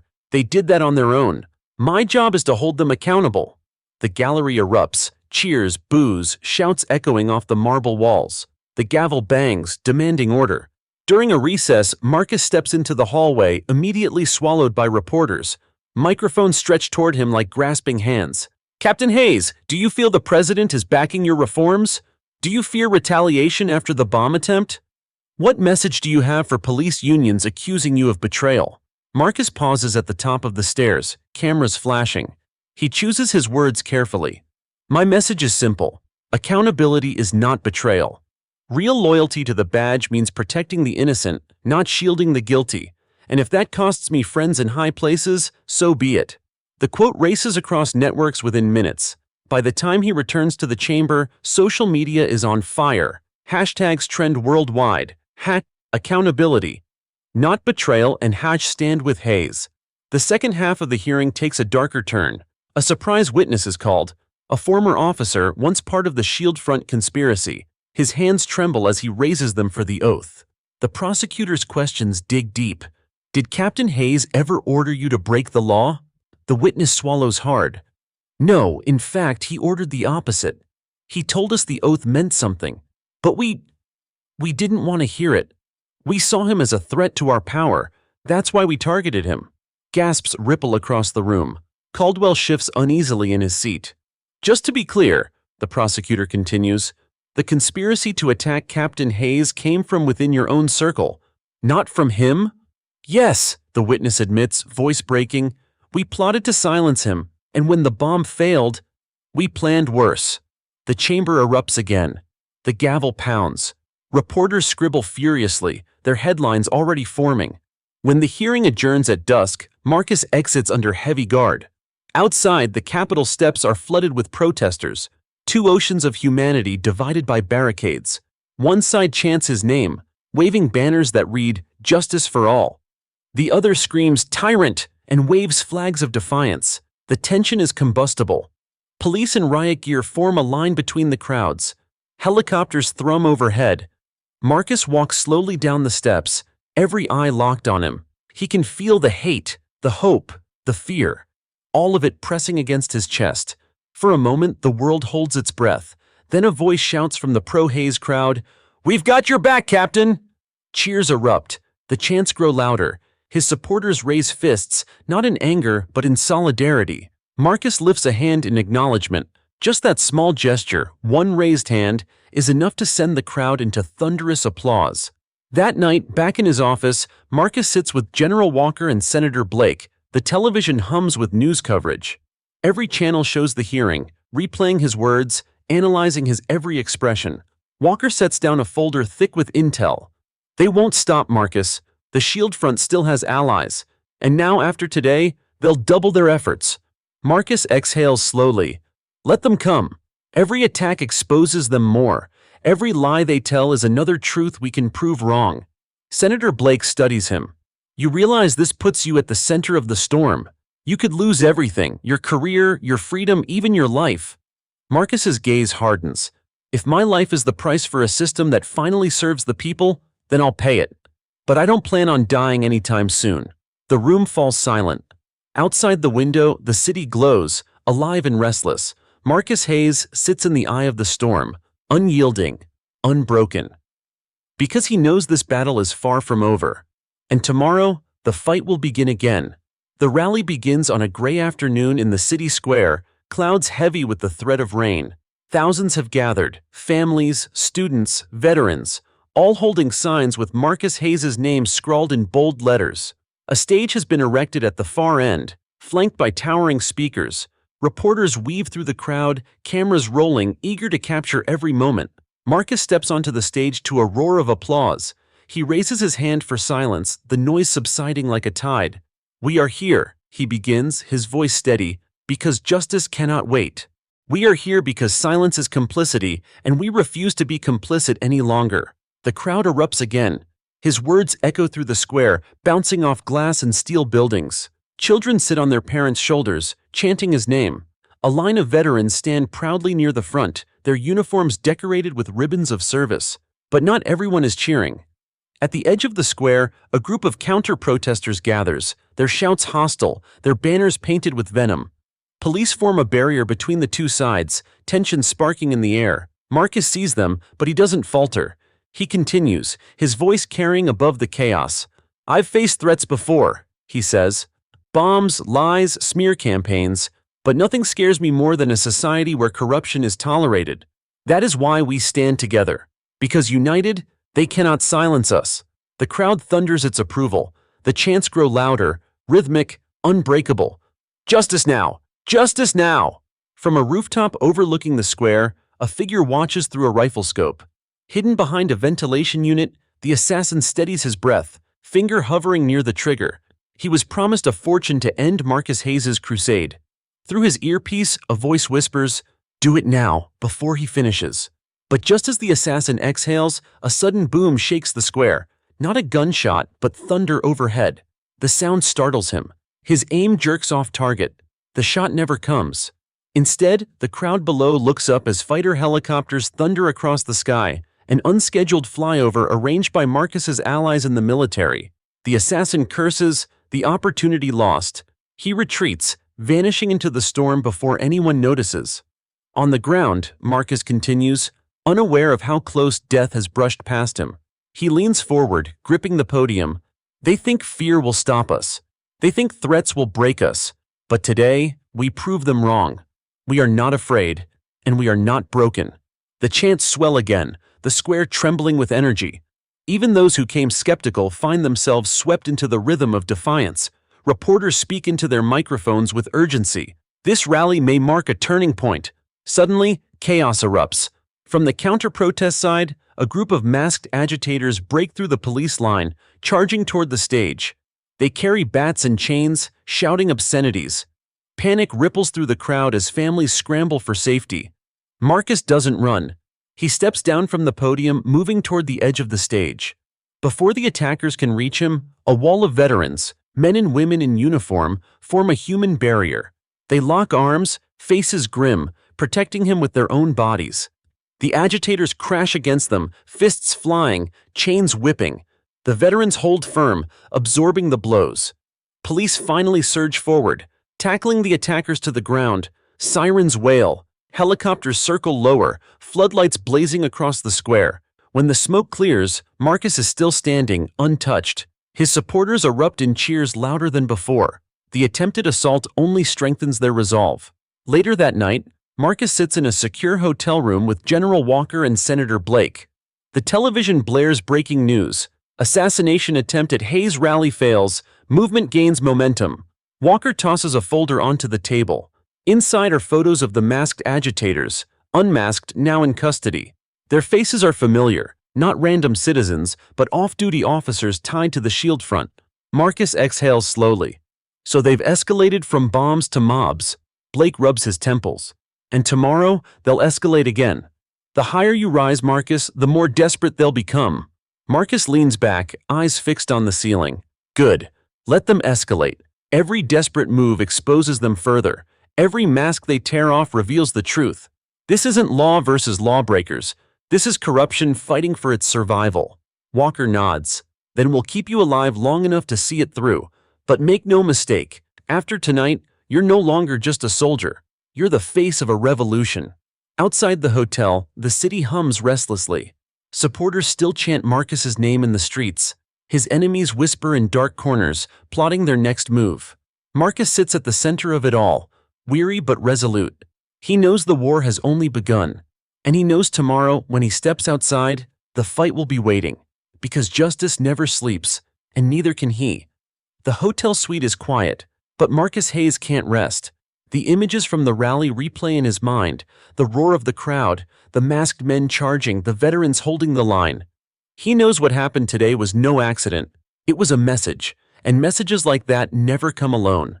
General Walker sits near the window, still in his uniform, the weight of command etched on his face. "They're escalating," he mutters, scanning the city lights. The Shield Front isn't just a rogue faction anymore, they're coordinated. Someone powerful is pulling the strings. Senator Blake leans forward, his tie loosened after the long day. "We need proof, Marcus. If the FBI uncovers a direct link between those officers and their handlers, we can dismantle the network legally. Right now, we're fighting shadows." Marcus rubs his temples. Proof isn't the problem. Surviving long enough to deliver it is. At that very moment, in a federal building across town, FBI agent Renee Carter flips through a stack of surveillance reports. She has been assigned to Marcus's case, but what she's discovered goes far beyond a single assassination attempt. On her screen, a map glows with red pins marking incidents tied to the Shield Front: bomb threats, intimidation campaigns, disappearances. The pattern is unmistakable. "This isn't random," she says into her recorder. "It's systemic, and it points to infiltration at multiple levels: police, courts, even state offices." Her phone buzzes, a text from an unlisted number. "He's not safe. They know where he is." Carter stiffens. Whoever sent this knows more than they should. She grabs her coat and heads for the parking garage, her mind racing. If Marcus is their next target tonight, there won't be time to go through channels. Back at the hotel, Marcus finally agrees to rest. He removes his jacket, but before he can sit down, a low rumble cuts through the quiet. At first, it sounds like distant thunder. Then it grows louder, closer, engines heavy and coordinated. Walker is already at the window, his hand lifting the curtain. His jaw tightens. "Convoy, 3 black SUVs, no plates, they're circling the block." Blake's face pales. "Secret Service?" Walker shakes his head. "No, that's not them." Marcus moves to the door, instinct thrumming in his veins. He's seen this before, in war zones, ambushes staged under the cover of night. "We need to move. Now!" The lights in the suite flicker. Then, darkness. The building's power has been cut. Downstairs, masked men spill from the SUVs, weapons in hand. They move with military precision, not like street thugs but trained operatives. Their orders are simple: extract Marcus Hayes, dead or alive. Inside the suite, Walker snaps open a duffel bag. "I didn't come unprepared," he growls, tossing Marcus a compact sidearm. Blake trembles, but Marcus steadies him with a look. "Stay behind us, no matter what." They slip into the hallway just as footsteps thunder up the stairwell. Walker takes point, Marcus close behind. Shadows shift as the first masked men appear at the end of the corridor. "Go!" Walker barks, firing a warning shot that cracks the silence. The hall explodes into chaos, shouts, gunfire, splintered walls. Marcus pushes Blake toward the service elevator, adrenaline burning through his veins. He's not a politician tonight, he's a soldier again. Down in the parking garage, Carter's car screeches to a halt. She leaps out, pistol raised, just as the SUV's doors slam open. She ducks behind a pillar, her heart pounding. This wasn't just about intimidation, they're here to kill him. Through her earpiece, she calls it in. "This is Agent Carter. Shots fired at the Hayes location. Multiple hostiles armed and coordinated. Request immediate backup." But static answers her. Their comms are jammed. Carter grits her teeth. If help isn't coming, she'll have to improvise. She crouches behind her car, waiting for the right moment. On the 12th floor, Marcus and Walker burst into the stairwell, dragging Blake with them. The masked men pursue relentlessly, their boots echoing like drums. Bullets spark off concrete, each ricochet a reminder of how thin the margin between life and death really is. "Basement," Walker growls. "Garage exit's our only chance." They descend, floor after floor, until finally they burst through the door into the garage. The air is thick with exhaust, shadows shifting everywhere. Marcus freezes. Between the pillars and cars, he sees them, at least 10 masked men surrounding the exit. Too many. Walker lowers his weapon. "We'll hold them off, you two run." Marcus grips his arm. "No, we do this together." Before Walker can answer, Carter steps from behind her car, weapon leveled. Her voice cuts through the tension. "FBI, drop your weapons now!" The masked men hesitate, startled by the sudden authority, but only for a second. Then, almost in unison, they raise their guns. Marcus feels time slow. His pulse hammers. He knows what comes next. But before a single shot can fire, floodlights blaze across the garage. Sirens wail. Armored vehicles roll in, soldiers pouring out in formation. Generals, the same ones who stood by Marcus at the rally, have arrived. The masked men falter. Their advantage evaporates under the weight of sheer force. One by one, they're disarmed, tackled, cuffed. Carter exhales, lowering her weapon. Marcus meets her eyes, nodding once. "You saved our lives tonight." She shakes her head. "No, they were always going to come for you. I just made sure you'd still be standing when they did." Hours later, as dawn breaks, Marcus stands in the garage surrounded by soldiers and allies. The enemy has been exposed, their masks pulled away, their power slipping. But Marcus knows this is only one battle. The war still waits, and as the sun rises, so does his resolve. Justice isn't a dream anymore. It's a fight, and he's ready to see it through. The garage still hums with the sound of engines cooling and soldiers regrouping. Marcus Hayes leans against a pillar, his chest rising and falling as the adrenaline slowly drains. Around him, masked men are dragged into armored vans, their hands cuffed, their voices spitting curses that echo through the concrete cavern. General Walker walks up, his face tight with anger. "These weren't random thugs," he mutters. "They moved like a unit. Whoever's backing the shield front has money, training, and discipline. That means they've got a chain of command." Marcus studies the captured operatives, noting the rigid posture, the way their eyes dart but never waver. "And they're not afraid of prison," he says grimly. "That means they think someone will pull strings for them, someone higher up." Senator Blake approaches, his suit jacket torn, tie hanging loose. He wipes his forehead, still rattled. "The public has to know what happened tonight. We can't let this get buried under red tape and classified memos. If the people don't see it, it'll vanish." Walker shakes his head. "We don't have the luxury of broadcasting this yet. We need answers first." Inside a secure military facility on the edge of the city, interrogation rooms are readied. The captured operatives are divided, placed under separate lights, their masks stripped away. Some are clean-cut, others scarred, but all carry the same hardened gaze. Marcus watches through one-way glass as Agent Renee Carter questions the first man. "Who do you work for?" she demands. Silence. The man stares straight ahead. Carter presses again. "You were sent to kill a decorated veteran and 2 senior officials. That's treason. You'll spend the rest of your life in a cell, unless you tell me who's pulling the strings." The man smirks faintly. "You really think prison scares us? We've been promised protection. We're not alone." Carter's jaw tightens. She leans closer. "Protection won't come. Not this time." In the next room, General Walker handles his own interrogation. His voice is firm, each question laced with military authority. "You moved like soldiers. Who trained you? Where?" One operative scoffs. "We trained ourselves." Walker slams a hand on the table, the sound sharp as a gunshot. "No, I've seen that formation before. That's Special Forces training. You were taught by someone who wore this country's uniform. Who was it?" The man shifts, just slightly.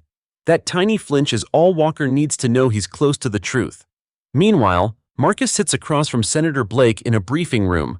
The senator is already drafting statements, but Marcus raises a hand. "Not yet. If we go public too soon, whoever's behind this will bury their tracks. We need undeniable evidence." Blake sighs. "Marcus, the nation just saw you nearly assassinated for the second time in a week. If I don't say something, people will think the system can't protect them." Marcus leans forward. "Then don't talk about me. Talk about them. The shield front, their violence, their cowardice. Expose the threat without giving them a face to rally against. Let the people know justice is coming, but don't tip our hand until we're ready to strike." Blake studies him, then nods slowly. "You're starting to sound more like a leader than me." Hours pass. Interrogations drag on. Most of the operatives remain silent, but Carter finally cracks one. A younger man, no older than 25, his voice shaking despite his hardened posture. "They said we were patriots," he blurts. "Said the government's weak, that we're the last line of defense. They promised us money, protection, a place in history." Carter's eyes narrow. "Who promised you?" The man hesitates, then whispers, "A name. A senator. Someone you'd never expect." Marcus is called in. He listens as the young man repeats the claim.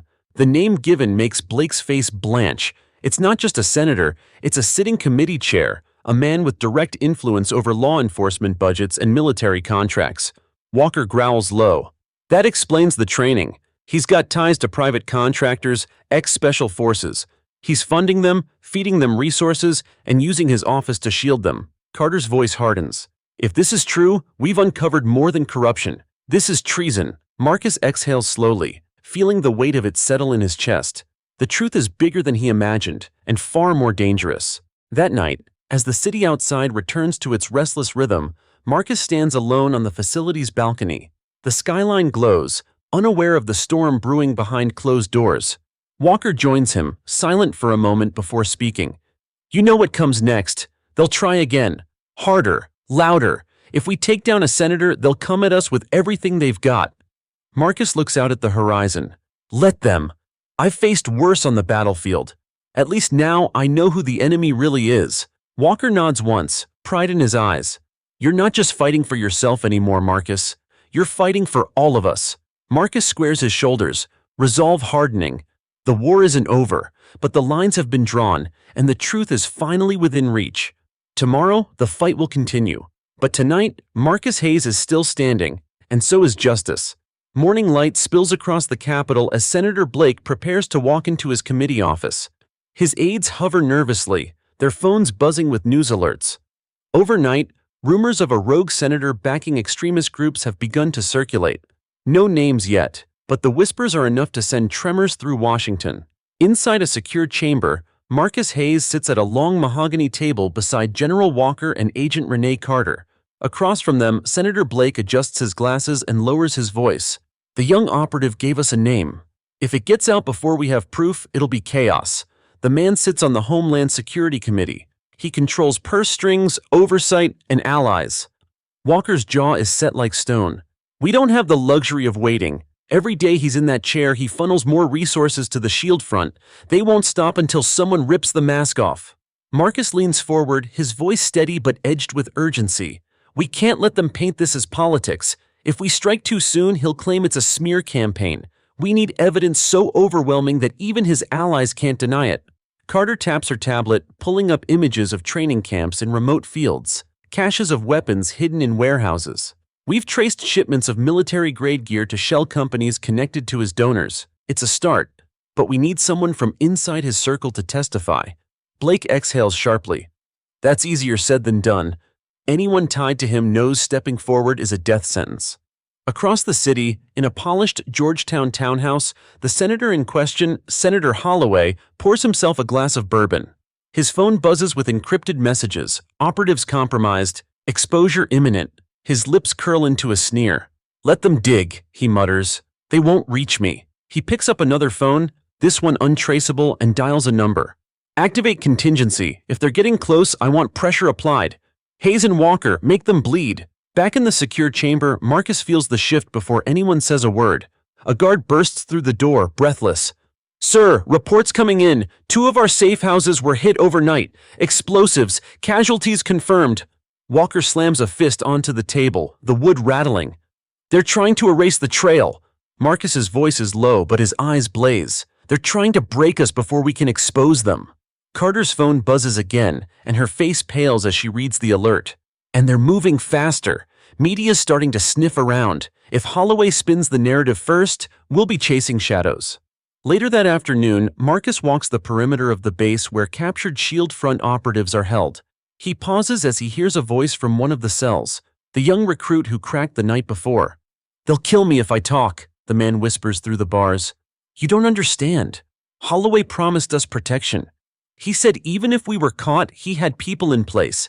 Judges, lawyers, cops. He owns them. Marcus steps closer. Listen to me. Protection from him is an illusion. The only way you survive is if we dismantle his entire machine. You testify, you tell the truth. We'll put you somewhere he can't touch you. But if you stay silent, you're already dead to him. The recruit trembles, torn between fear and desperation. Finally, he nods. I'll talk. But not unless you're in the room. I don't trust anyone else. Marcus places a steady hand on the bars. Then I'll be there. That evening, Senator Blake holds a press conference. Cameras flash, microphones thrust forward. His words are carefully chosen. America deserves transparency. Extremism has no place in our government or our communities. We are investigating links between violent groups and individuals in positions of power. I promise you this, justice will not be delayed. The crowd buzzes, speculation mounting. Holloway watches from his townhouse, a slow smile spreading. "So it begins," he murmurs. In the base war room, Walker turns to Marcus. "This is the storm before the strike. They'll come harder now, more desperate. Holloway knows we're close." Marcus nods, staring at the wall map dotted with red markers where shield-front safehouses once stood. "Then let them come. We're not backing down, not this time." Carter sets down her files, her tone sharp. "We need to move the witness tonight. Holloway's network will come for him as soon as they realize he flipped." Walker glances at Marcus. "You up for another escort mission?" Marcus smirks grimly.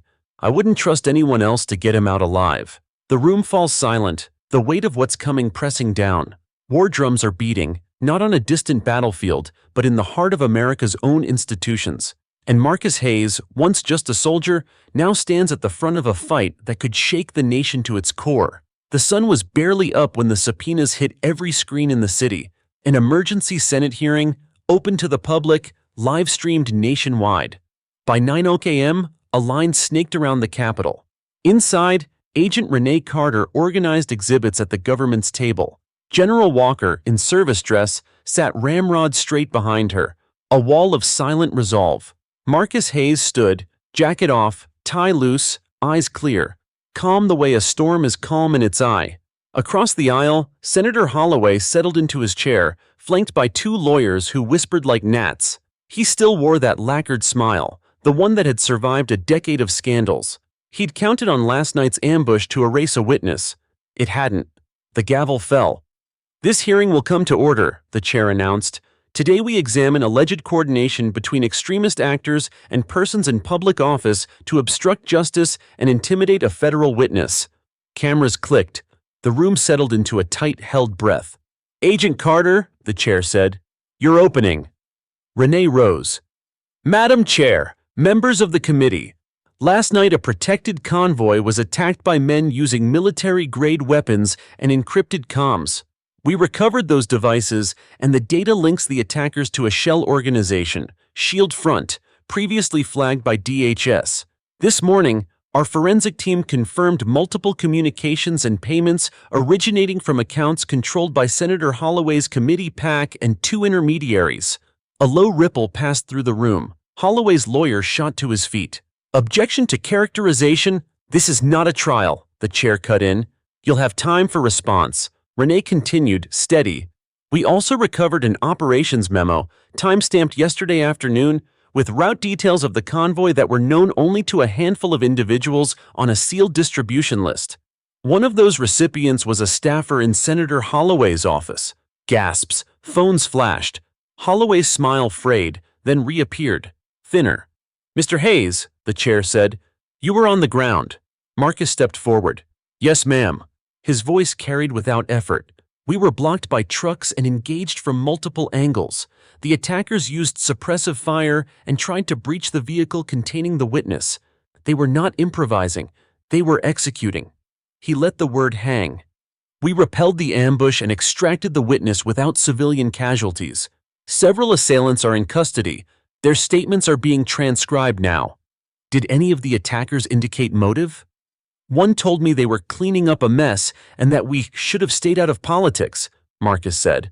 "Then he asked if I believed in country. I told him I'd spent my life believing in it, enough to fight for the parts worth saving."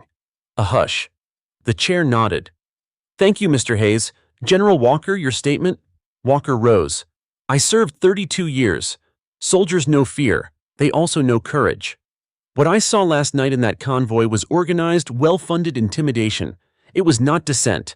It was an attempt to break the spine of accountability. I won't tolerate anyone, no matter their office, using violence to silence truth." The chair folded her hands. "We will now hear from the protected witness." Two marshals brought in a young man with trembling hands. He sat, swallowed, and raised his right hand to be sworn. When he spoke, the microphone barely caught him. "I was recruited online. They called it community defense. Shield Front. We ran interference for certain politicians. We doxed activists, harassed officials, got paid in crypto. Yesterday, I was told to help plan a roadblock for a federal convoy. The contact was a staffer from the senator's office using a burner. He said the client wanted the witness to disappear." Holloway's attorney leapt again. This is hearsay. Renee tapped a remote. Screens behind her filled with messages, timestamps, transfers, routing slips, a money trail threaded like fishing line through a dark sea. Then came a recorded call, voice analysis overlaid on waveform. One of the intermediaries confirming a payout upon mission success. The room's oxygen seemed to thin. Holloway dabbed his forehead. "Senator," the chair said, "you may respond." Holloway stood, smile finally gone. "Political theater," he said, voice taut. "This is a coordinated attempt to smear me before midterms. I have no knowledge of any attack. If a staffer acted improperly, they'll be terminated. But Renee clicked again. An email appeared, forwarded from the staffer to a private account with Holloway's initials and the senator's personal signature block in the footer from earlier correspondence. The line above the forwarded details read, "Good, handle it, no loose ends." A sound rose, half gasp, half growl from the gallery. Holloway's jaw worked once, twice. "Photoshopped," he said, but it landed with the weight of a paper boat. The chair leaned in. "Senator, we are issuing a formal referral to the Department of Justice, effective immediately. Your committee access is suspended." "Sergeant at Arms?" A uniformed officer stepped forward. Handcuffs were not yet produced. This was Congress, not a street corner. But the message was ironclad. Holloway sagged into his seat, suddenly smaller. From the second row, someone stood. The room turned. It was the uniformed officer who had punched Marcus on the street, now in a suit, summoned by subpoena. His lip bore the faint memory of the shove-back Marcus had given him that day. He faced the microphones, throat tight. "I was wrong," he said, voice roughened by shame. "I let prejudice decide before facts did. I filed a false report because I wanted my lie to be true. Last night I watched men with guns try to erase a truth they didn't like. I won't help them anymore." He looked at Marcus. "I'm sorry."